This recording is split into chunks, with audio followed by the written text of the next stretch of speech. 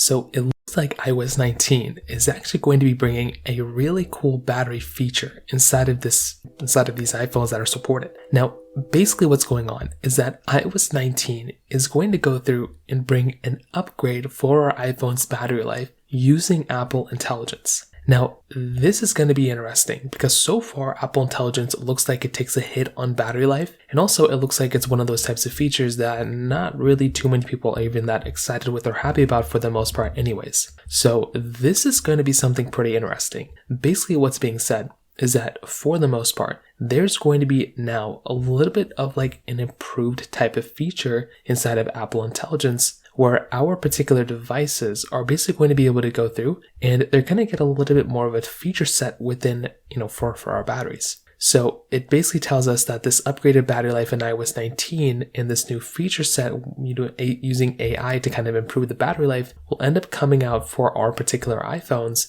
and it will basically go through and just hit on our particular devices when it eventually comes out. Now, you're going to have to remember that this is only going to really affect iPhones that are currently basically, supported on Apple Intelligence. So that is going to be kind of unfortunate. I really hope that's not just the case, but I really hope Apple Intelligence, is, still going to be improved. It looks like it's going to be improved within this update. But a really big thing is basically when this update comes out, which iPhones are going to be getting Apple Intelligence, right? I'm pretty sure it's going to be the same type of layout as it was before. I don't think Apple's going to go through and magically support all iPhones on Apple Intelligence, although I do think that would be kind of a cool thing. But I do think at the same time, there's a lot of things that Apple kind of has to do here as well. Like they should go through and they should kind of give us as great of a version of software on our devices, but we're kind of stuck in this weird situation where if Apple goes through and kind of, gives us Apple Intelligence here, for these iPhones and gives us this battery feature, I really hope they give us some more features on some other devices too